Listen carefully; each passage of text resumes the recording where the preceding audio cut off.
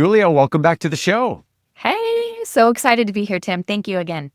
Well, I am thrilled to have you back. We had you on episode 311, where we talked about kids and money, a topic that's near and dear to both of our hearts. And we're going to continue this theme around personal finance and the family and having a vision around how we handle our money and some of the intentionality of which we adopt the financial plan in our family. So we're not going to spend as much time on the kids aspect per se. We'll hyperlink to that previous show in the show notes if folks want to check that out. But I would say this is a continuation of that theme. And Julia, as I was prepping for this episode, I couldn't help but think that one of the things I say on repeat on this show is that a good financial plan has to be accounting for, yes, our future selves, all the objective things, making sure we have enough in our retirement accounts and we're saving for our goals, all the important things we tend to think about, but also prioritizing living a rich life today.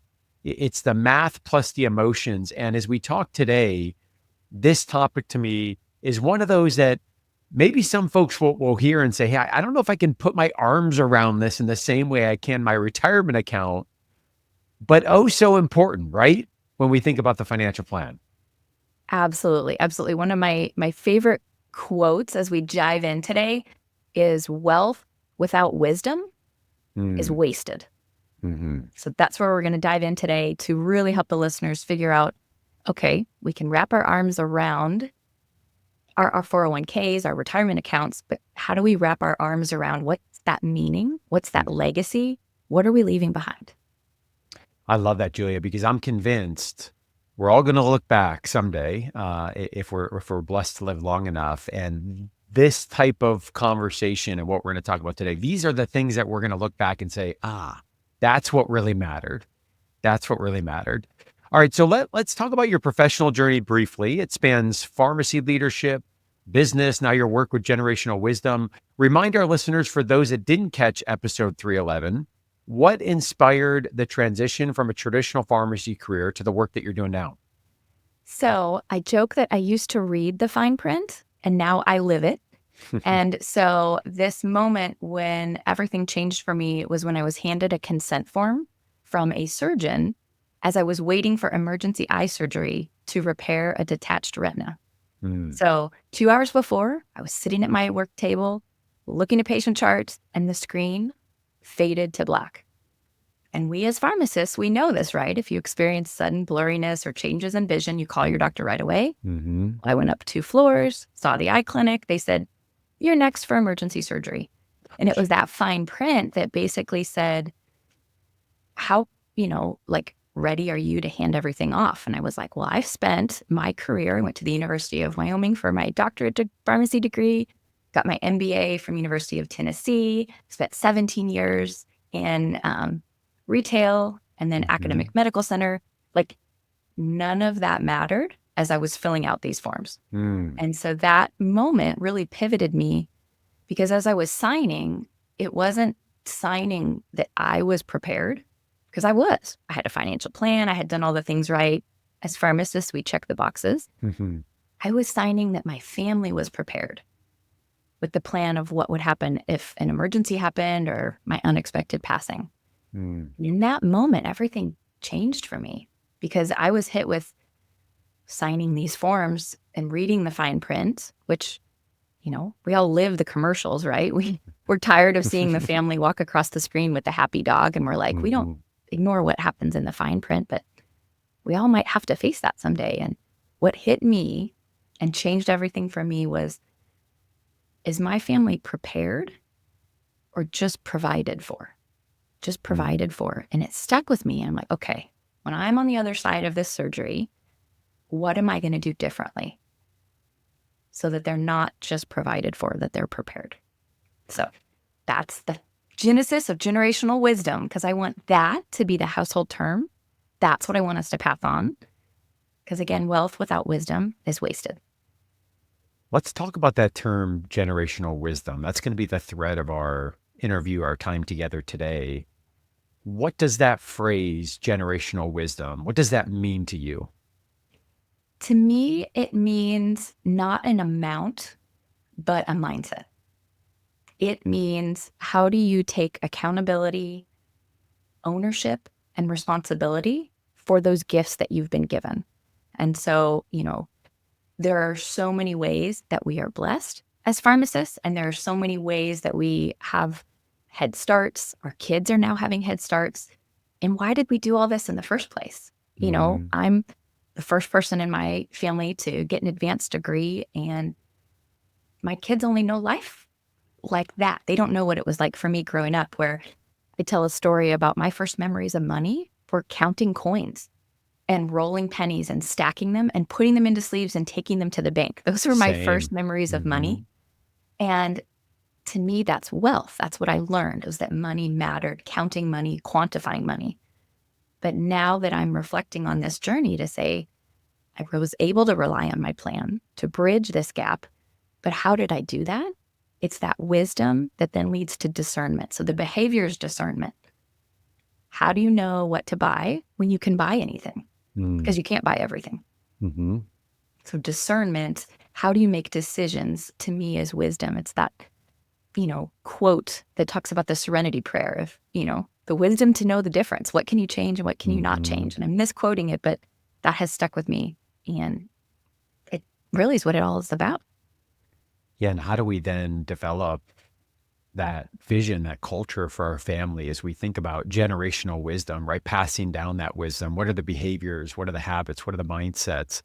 What are the experiences? You and I have talked about several stories on previous podcast webinars that we've done of core memories we have. You just articulated one right there of rolling coins. You took me right back to doing the same thing at my kitchen table, or when my dad took me to the bank for the first time and I opened up a debit card and it was like, hey, all of a sudden I've got this piece of plastic and it's accessing money and what is going on here? I mean, these experiences, whether they're intentional or unintentional, very much shape our money mindset.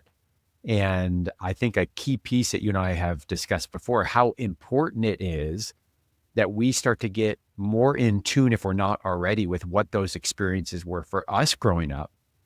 So we can understand our money mindset and maybe some of the good experiences or the baggage that we have growing up, because the more we're in tune with our own money mindset, our own money scripts, money philosophies, whatever we want to call it, that's the mode in which we're often operating. And then, of course, if we've got children that are watching, whether we think they're watching or not, they are watching. They are watching. Oh, yes. I want to talk about a shared family vision. This really energizes me. And I think, especially in today's day and age, I think about the phase of life that I'm in, Julie, right now. I've got 4 boys, 5 to almost 14. Every night of the week, we're running around to different types of activities. It feels like, from a schedule standpoint, things are constantly in a hurry. From a financial standpoint, whether it's youth activities, sports, you name it, right? There's always opportunity. We're just getting thrown so many things at us at once. And in this fast paced world, it's so hard, I think, for us to slow down as a family and really define what our vision is. Where are we going and why are we going there? That's hard work, right? It's easier to just keep going in the hurry. So tell us about, from your perspective, before we get into the details around the blueprint, if you will, for how families can begin to think about this. Why is it so important in today's fast-paced world for families to pause, slow down, and define that family shared vision? Awesome tee up there. And I think the main problem is the disconnection. So calling out the disconnection of what we think we're building by doing these activities with our kids, what we think we're doing by being in that busy and that hustle, or building this retirement account or hitting that net worth. The disconnect is what we think we're building and what actually lasts Mm, is not the same. And that's a gap. And that's a way that we have to close it. Came across a crazy statistic. $84 trillion with a T is going to change hands in the next 20 years. transfer, yeah. And Mhm. 23 trillion of that is going to millennials. But only 26% of parents feel confident their kids can handle it. So that illustrates and really quantifies this disconnect is going to continue. We will be the statistic. We will be the fine print if we don't create this vision. We all work for employers that have a shared vision. They have a mission, vision, and values, Mhm. and it sits on the wall. Maybe personally, we have those things that drive us. But what about when we come together as a family? And what if we say that is the most important reason of why we're doing all this in the first place? It's not to make your employer more money. It's not to check your boxes to say, I lived a fulfilled life. It's always in community with those people Mhm. around you, whatever your family unit looks like. And that's the hard work, but the easy work to skip over is creating that foundation, creating that like legacy that lives beyond you. What's your family about? Who are you for?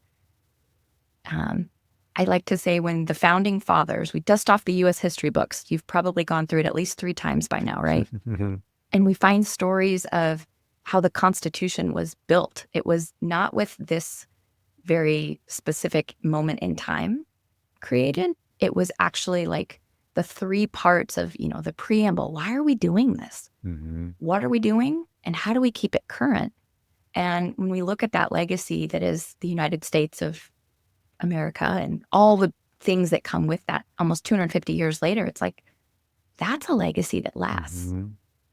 We as families should want that too. We really should. And when I'm working with families, I find most of them, when I'll ask, what are you doing to preserve your wealth? We know this wealth is shifting. We know we worked really hard and we don't want it just to be squandered. What are you doing? Most Mhm. commonly, folks are saying, I have a trust. The trust is going to take care of it. I have an estate plan. And the quote that I use is that a trust controls the money, a constitution controls the meaning. Mhm.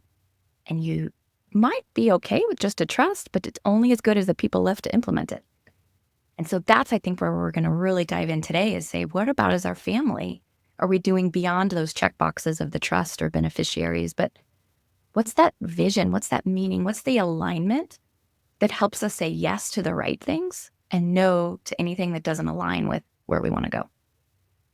That's a beautiful picture, Julia. And as we've talked about on the show before, those estate planning documents are incredibly important. But if they are missing the vision or the constitution as you're describing it, we should really think about those estate planning documents as living underneath the vision, the constitution that we've defined. That's the bigger vision. And the estate planning documents are an important piece of that.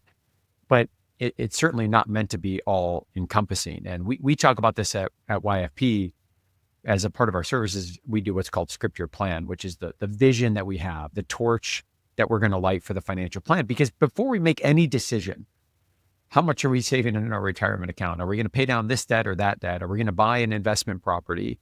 Right? You name the list of decisions and choices we have. Before we make any one of those, which we often start there and go off and running without having a clear vision, that's where we find ourselves, I think, 5, 10, 15, 20 years into the future.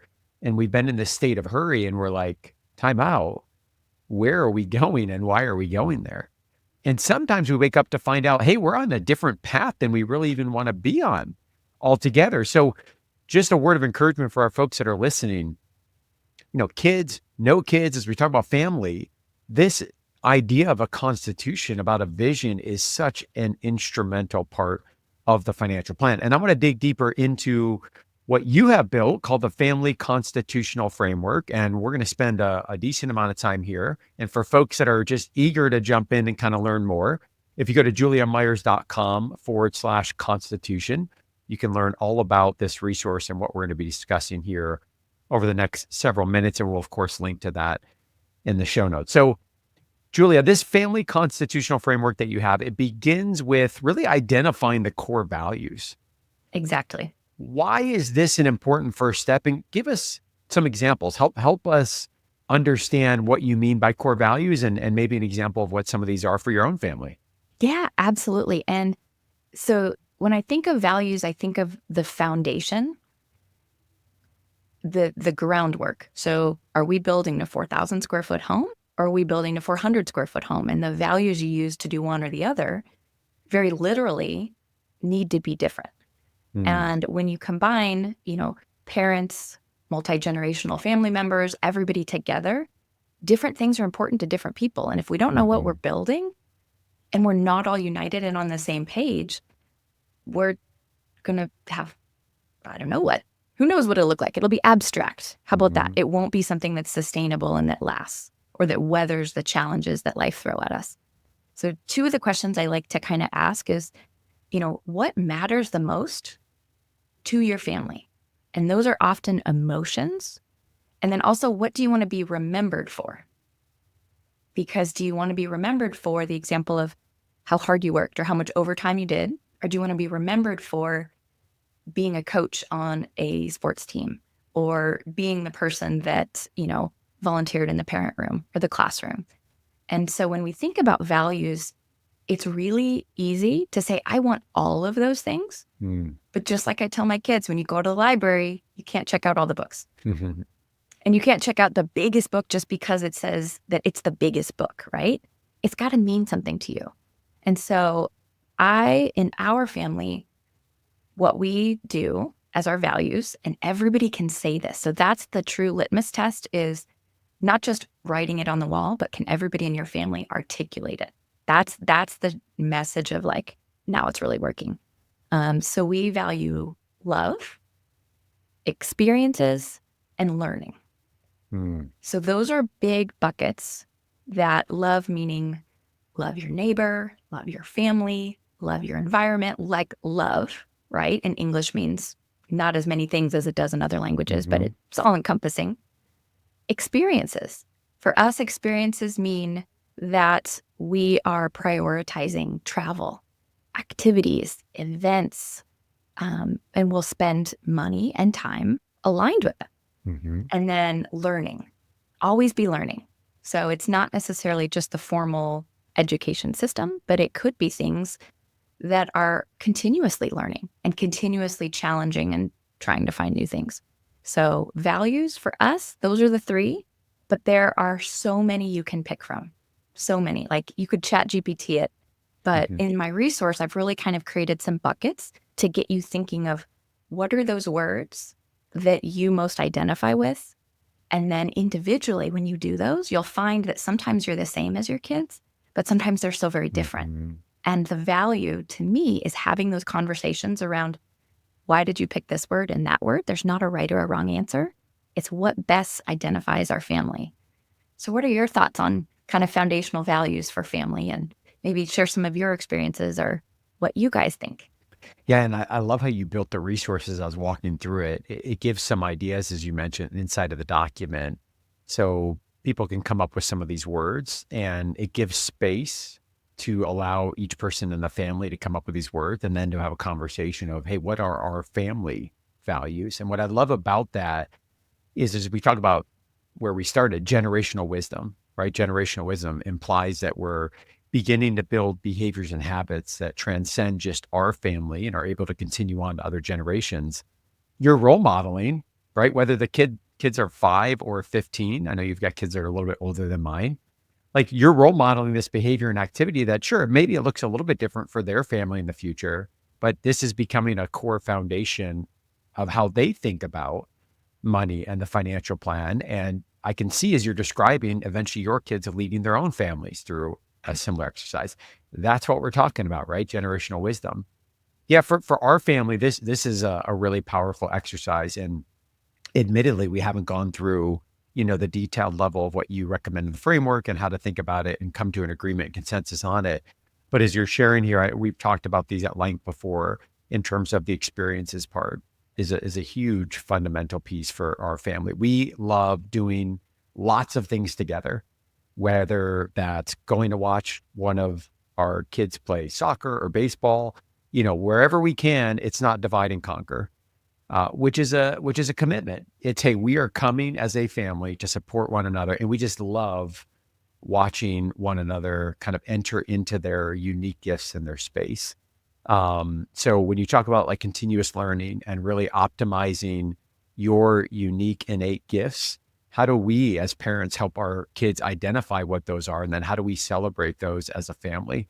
So those are some of the things that are really important, to us. And admittedly, this is shifting as well, right? Because when we talk about things like experiences and travel, well, now that we have boys from 5 to nearly 14, this is a little bit more feasible than it was 4 years ago, right? And that was one of the questions I had for you is, when you're working with families that are going through this exercise, thoughts on kind of the ages of the kids and what this might look like, right? I think about where your family's at phase of life versus my family versus maybe others that have much younger kids. And not only in that season, but also as that shifts over time. What are your thoughts on that? Yeah, that's actually a question I get a lot is like, how old do they have to be or should they be to participate in these conversations? And there's a blend of an art and a science. There's not an actual age, but if they're little and they can understand sharing, I say that that's at least a place where we can start involving them in the conversation. But usually by the time they're in elementary, they have passions. They have things they Mhm. love doing. They have things they either want to buy or things they want to do. You ask a 2-year-old what they want to do, and it's probably a pretty limited scope. But by the time they're in school and they're about 5, and maybe you see this with your youngest, it's a new like developmental level that they can participate. And what do kids want more than anything in the world? To be treated like a big kid or to be treated like an adult. And so by pulling them into these kind of conversations, you're establishing that that's just part of what we do. Maybe we have a Mhm. family meeting, or maybe we have like you know, a family planning session. Those are things that they might roll their eyes at if they're teenagers. But if you're starting them young enough, they're going to be like, this is what we do. This is just normal culture. So our youngest is 3rd grade. She turned 9. Her oldest turns 21 this month. And I would say that age appropriately, they get more opinionated. Mhm. So when Mhm. we're asking them, okay, what's your opinion at 5? It's really easy to be like, I thought was really sweet. But then at 15, you're like, oh, that hits. Or, oh, they have their own opinions. And so as parents, we've got to be prepared to kind of pick something that lands for everybody in the Mhm. season that they're at. Yeah, and this also, as you're talking, Julia, reminds me, just like we talk about in organizations, when you do a strategic planning exercise, it's not a set it and forget, right? We've all been in organizations where you develop the strategic plan. It's the beautiful 3 to 5 year plan. Everyone's super excited. The energy's high, and then all of a sudden we check that box. It goes up on the shelf somewhere, it collects some dust, and then you have new leadership that comes in, and 3 to 5 years later, you reinvigorate the process and continue on, right, with the cycles. And this is really an opportunity as we think about that similar approach in our families, especially as you give the example of kind of the opinions and needs of a 5 year old versus a teenager. If you develop something once, 10 years later, those opinions, who's under your roof, what that looks like as a family, this may shift over time. And sure, maybe there's some core fundamental things that don't change, but accounting for those needs, making sure that voices are heard, really to me implies that, hey, we've got to be looking at this as a living document on a regular basis. Yeah. So I call it the 3 Ps that make up this Constitution. So we talked preamble, articles, and amendments is what kind of the government set up in the US. So number 1 P, first P is principles. So we just talked about that. What do you stand for? Hmm. That's your strategic plan 3 to 5. And then this second P, practices. What are your actions doing to match your beliefs?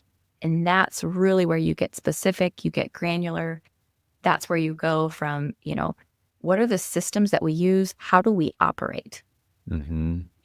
That parents do this or the kids do that, or, every quarter we do some sort of a, date night with each of the kiddos. So what are those things and what's the frequency that have those actions aligning with your beliefs? So that practices part absolutely needs to get changed, Hmm. because taking a 5-year-old out is very different than maybe the 15-year-old or, college tours, whatever those expectations are, or now that they've graduated, where do you decide to say, yes, this aligns with us, both in money, both in our calendars, both with our attention? And then where do we say no? Which I think as the kids get older, it's that much harder, because like what you said is there's so many things we can do with our financial plan. But if we're not bringing it back to what that end foundation, that end vision, it's easy to get off track or out of alignment. Yeah, that vision is such an important piece. I think about it as a filter as you're talking about for making decisions, right? The yes, no decisions. Hey, if we agree on the vision, on the framework, It's often like I talk about with the individual budget, like don't start with the budget, start with the vision. What are the goals for the next 1 to 2 years? And then the budget is the way in which we're going to achieve those goals. And the goals are ultimately the thing that we're pointing towards. And as we're going through that exercise, we need to have a filter to help us make some of those decisions. So I love what you're sharing there. What would you say, Julia, to a pharmacist listening who feels like their family is stuck in old patterns? You talked about mindset a little bit earlier, or perhaps feels disconnected, kind of in that, spinning wheel financially, not progressing a whole lot. It feels the dissonance, but maybe can't put their thumb on exactly where that's coming from. How can this constitution, how can this framework really help them heal or realign in their efforts? Oh, I love the vision puns, by the way. Like, I see what you're doing.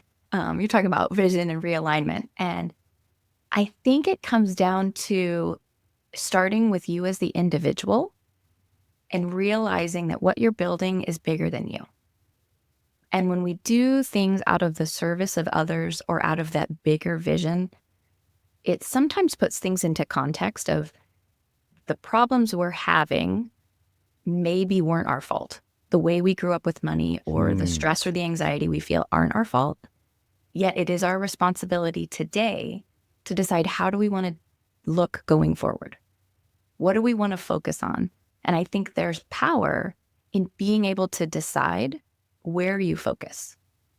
So the simple exercise that I do when I'm giving a keynote is, I say, every time you blink, you get to decide what you're focusing on. You have a Hmm. glass, it's half full or it's half empty.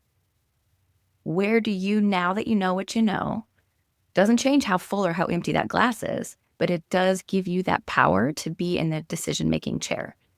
So able to then say, okay, I'm feeling disconnection, I'm feeling out of alignment, or I'm feeling just overwhelmed. What's the next right step that you want to try? Hmm. And it could be checking out this resource. It could be telling your kids your very first money story. And it could be sitting with your partner or your spouse and kind of just saying, this is what I'm feeling and this is where I want to go. What do you think? Because often, right, when we have employees that we work with or students or residents that are challenging, we'll say, we always start with the shared vision. It's like, where do we really want to be? Any problem that comes up is solvable or figure That's outable, right. I think is a Mel Robbins phrase. That is, yeah. Hmm. That is, we've got this shared vision and we know that we want to go somewhere. We want to complete this residency or we want to land this job or finish this degree. Okay. Now that we're on the same page, now we can take those next steps or Hmm. those actions. And you don't have to do it alone. It's not meant to be done alone. That's beautiful, right? Because as you were sharing that, I was thinking about, hey, where do we typically get stuck? Right. Here we're talking about relationally as it relates to financial plan, but this can apply more broadly than that. And it's when we're having different conversations and we don't realize we're having different conversations, right? Because we're missing that shared vision that we're talking about. And easier said than done. But I love the vision that you're casting here for why that is such an important place to start. The other thing I want to go back to real quick to make sure our listeners don't miss it. You said something really, really, really important from a mindset perspective, which is, hey, once we can accept and understand that the approach that we take today, especially if I'm listening, I'm feeling stuck, I'm not progressing financially. Hey, I've made a good income. I should be further along. The shame comes in, the guilt comes in, right? All the emotions, the fear with it. And it's easy to get stuck in that space when we can recognize that often that comes from the experiences that we've had growing up, good, bad, and indifferent, yet take responsibility from that point going forward. To me, that is where everything changes. And it reminded me, one of the guys I follow on LinkedIn that I like a lot is Sahil Bloom. And he just came out with a book called The Five Types of Wealth. And one of the things he posted this past week was, no one is coming to save you. Your entire life will change the day you realize that it's all on you. No one is coming to save you. No one will fix your problems. No one will change your mindsets. No one will hand you the things you want in life. It's just you. It's all on you. There's power in that. And once that mindset shift happens, we're talking about finance, but that is a much broader application. There is such freedom in that.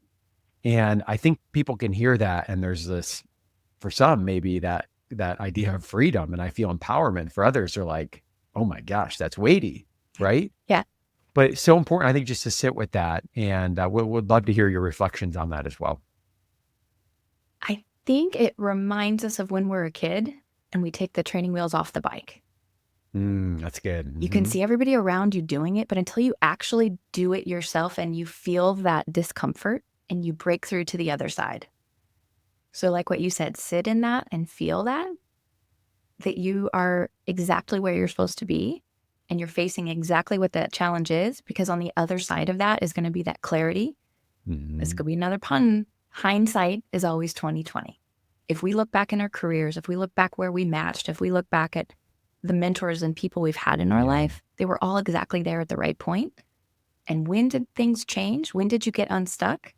It's when you stepped into that power that it's you. It's not what happens to you. It's how you show up. And you can control that. Absolutely. Julia, one of the questions I have is to get a step more practical and actually taking the time to sit down and do this and to develop this. Some folks might be thinking, hey, this is just another thing to do, right? We're a busy family. We've got lots of things going on. And this really should be a sacred experience, but it does take time. There's an initial commitment of time. There's an ongoing commitment of time. What might this practically look like for families getting started in terms of that initial investment, and any thoughts and investment of time, and any thoughts and recommendations you would have on the experience that is created to develop this initial constitution, such as get out of the house, right? And find somewhere else to do it. Yeah. I've heard a range of options. I've heard the next time you're in the car together on a road trip, put your phones away, put your screens away. Might be hard to hear all the way in the back, but setting that expectation that, hey, we're going to spend some time and I just want to talk and I just want to hear you all share. It might be around a dinner table that maybe you hit at a restaurant and you kind of go in the back corner and you say, hey, we're going to be here for 90 minutes. And usually having an end time to it gives your teenagers permission to roll their eyes and get it out of their system. And then they're like, okay, I can do this for 90 minutes, because that's about as long as their longest period in high school. It's pro-parenting right there, by the way. Yes, So, yes. yeah. And so I've also seen it where a family wants to take a weekend to do it, or maybe Friday night, they all go out and they eat and they talk about it and then they sleep on. Does that still show up for me the next day? Because, we're humans. We have emotions. Our priorities, might feel really strong one day. And then the next day you're like, oh, I don't know that I want to lean into that one. One family I worked with, they put on that their values was fairness. I want everything to be fair and I want everything to be equal. And then the next day they kind of came back and were like, can we revisit that one? Because on the way home, it wasn't fair and nobody thought that that was a good idea anymore. And so I think it can be a commitment that you make, but also to yourself and to your family, in the way that when you sign a job offer, you're like, other duties as assigned, this is going to fall in one of those buckets that you didn't know you needed. But at the same time, it is now that foundation that becomes more important than ever. So that would be that challenge, that limit, or that limiting belief that you don't have the time to do it. You do have the time. You have to do it. And what are we going to do when we don't have time? We're going to keep feeling stuck and we're going to stay where we are. And most parents listening to this show don't want to stay where they are. They've got visions, goals, aspirations. And this is one of those tools to help you get there. Great point. We often look at an opportunity like this that there's a cost to doing it, right? We in our industry, it's the same thing. There's a financial investment and a time investment to do the work. The question we don't often ask, or at least not ask enough, is what's the cost of not doing it? Right? We have to look at both sides of this. And for me, that's somewhat of a, I don't know, maybe haunting, maybe liberating. I'm not sure which I feel. But when you think about things like this, the cost of not doing it, again, I call it the rocking chair exercise. You wake up in 40 or 45 years, my kids are grown, they're out of the house, hopefully grandkids, all those things. Now, in theory, there's more time, more money available than there perhaps ever has been. What are those things that while I'm in this season in front of me that are opportunities that we want to make sure that we can take advantage of? whether Yeah. it be experiences, whether it be making sure we're clear on the vision, the constitution of our family, the things that we're talking about here today. I'll also add that at stake is those statistics that 70% of your wealth that you've built is going to be gone by the second generation. Mm-hmm. And 90% statistically will be gone by the grandkids, the third generation. So that's the cost of not taking action. That's the cost of focusing only on the wealth and not the wisdom. And I've worked with a lot of families that still have kids on payroll at 24, 25, 26. What's it costing you to have your kids still financially dependent upon you? And there are so many statistics, I can't even keep up with them, about this middle generation that's either financially supporting their parents and Yeah. their kids, or that they don't know that their kids will ever get off payroll. Mm-hmm. If that's a value you have, let's do it. But if that's an accident, today's the day that's your wake up call, that you get to Mm-hmm. make a choice and you get to decide, how do you want that to look? Yeah, and those statistics highlight well the financial costs. There's a whole nother layer of emotional costs, that are involved in this as well. Julia, I'm curious to hear from your experience, whether it's your family or others that you've talked through with this. When it comes to completing the Constitution, to me, there's an important opportunity for celebration of that work. What have you seen in terms of some of the rituals, traditions, celebrations that people have done that really marks the significance of, hey, we've cast this vision that we have as a family, and this is a commitment that we have ongoing. I think that goes to the third and final P of preservation. So, how do you keep this alive? And in our house and in a few houses that I've worked with, they want a visual reminder. They want Mm, that framed on their wall or put up kind of like a vision board where it's subconsciously always there as a reminder. The goal is not to be interrogated by your in laws when they come over, because again, this is your family, not their family constitution. And so there's different ways that people have done it. Some people have taken a vacation to basically say, hey, we celebrate all of these things and we're going to do nothing but our values. I've seen people at the end of the year kind of reflect and look at it. So, hmm like that old practice of counting and rolling coins, don't make it sentimental. Don't make it that outdated practice. Make it something that is in a living, breathing, evolving document, and maybe ask and reflect. Sometimes at the end of the year, or for us with our teens, we do quarterly highlight reels. They pick the top 5 pictures from their quarter, and then we talk about it. And we'll say, are these aligned with what our values are? Or is this out of alignment? And if so, what's the gap? hmm Because we all have seasons and we can't always do everything exactly right. But we can say that from the lens of each of the kids' perspectives, was that aligned or not? And having them be involved with the ownership of, take a picture. What are your 5 favorite ones and why? How does that align with our values? You're now reinforcing that behavior. You're mm, reinforcing those values, and you're also maybe shaking it up. So for us, we've done a lot of travel, and we had a season where the kids were like, can we just chill more? And I'm like, hmm I never thought about it that way. And when we are traveling just to always have something on the calendar, that's now missing the purpose of having hmm experiences if we're not getting that result. So did it get us to where we thought we wanted to be? Why or why not? Okay, let's pivot. Let's change. Let's do an amendment to say we're not going to do date nights every quarter. We're going to do them, maybe every 6 months, and they'll be bigger or hmm something. So just some level of accountability to say, are we doing it? How often are we checking it? And what are those traditions we're creating that are unique to us and meaningful to us? And giving yourself permission that just because it's a tradition doesn't mean you always have to do it That's either. right. Hmm Because there are lots of traditions that don't serve us from our past. And splitting the holidays is maybe a good one that I think of is, gone are the days of running around to 10 different places and you're hmm just present. You as a family get to decide. That focus is power. I think that message, Julia, is so important for, maybe I'm projecting a little bit here, but for pharmacists who, when we set a plan, by gosh, we're going to achieve every part of that plan to the detail we set out. And there's value in that, but ultimately we have to ask the question, are we getting out of this what we thought we were going to get out of this? And if not, are we willing to kind of pivot, be flexible, review, and look at some of these components in a different way? So Great stuff that you shared there as people think about this as a living document that will be And the ongoing. role model for the kids is important too, that the kids Mm, can see that you're having conversations and you're making pivots. We talk about we want our kids to be resilient. That's a perfect way to teach it, mhm. is by amending that constitution and revisiting it for the reasons we just talked about. So again, more information on this, you can go juliamyers.com/constitution. We'll link to that in the show notes. Julie, as we wrap up, this has been incredible. I thought it would have. It's delivered for me on every level as well. Love the work that you're doing. Where is the best place that our listeners can go to learn more about you and the work that you're doing? I would say my website, Julia Myers, MYERS.com, is where you can get plugged in. You can find those things that support you, that serve you. And if you're on social, LinkedIn is where I usually like to hang out, but I'm on all the other ones as well under Julia Myers. Awesome. Thank you so much, Julia. And I'm sure we'll have you back on the show again. Take care. Thanks, everybody.